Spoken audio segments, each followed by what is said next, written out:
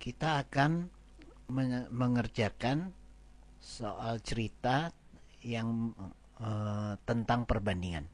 Nah, untuk mengerjakan soal cerita tentang perbandingan, kita harus membaca secara sekilas soal cerita tersebut. Kemudian, setelah itu kita harus mencari tahu siapa yang terlibat dalam cerita tersebut. Dalam hal ini kalau kita baca, maka yang terlibat adalah Susno dan Gayus. Nah, kemudian kita harus mencari tahu apanya yang dilibatkan dalam cerita ini. Dalam hal ini kita akan melihat uang yang dibelanjakan. Jadi kita tuliskan saja uang Susno dan uang Gayus. Kemudian kita harus menggambarkan sebuah kotak di pinggir kanannya masing-masing. Ini sebuah kotak seperti itu, dan ini sebuah kotak begitu. Selanjutnya kita harus baca satu persatu kalimat tersebut. Jadi kalau kita lihat ini kalimat pertama mengatakan bahwa semuanya Susno dan Gayus membelanjakan keseluruhan uangnya 90.000. Jadi dalam hal ini keseluruhannya di sini kita tuliskan 90.000.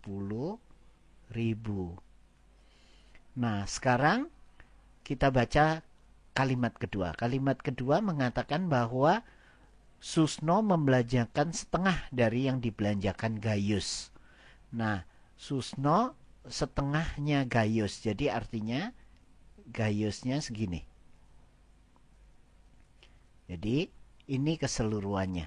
Jadi ini kalau dari sini terlihat bahwa Susno sekarang hanya setengahnya Gayus. Gayus sekian, maka Susno setengahnya. Jadi kita lihat seperti itu.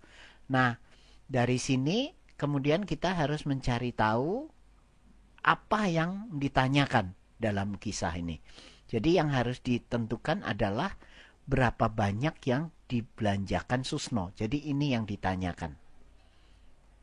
Dari sini maka kita dapat hitung. Jadi ini mudah, sebenarnya hanya 90.000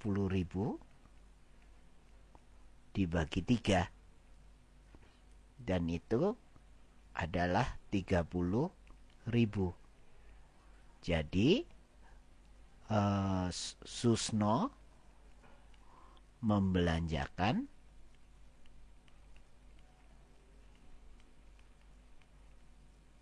30.000 rupiah.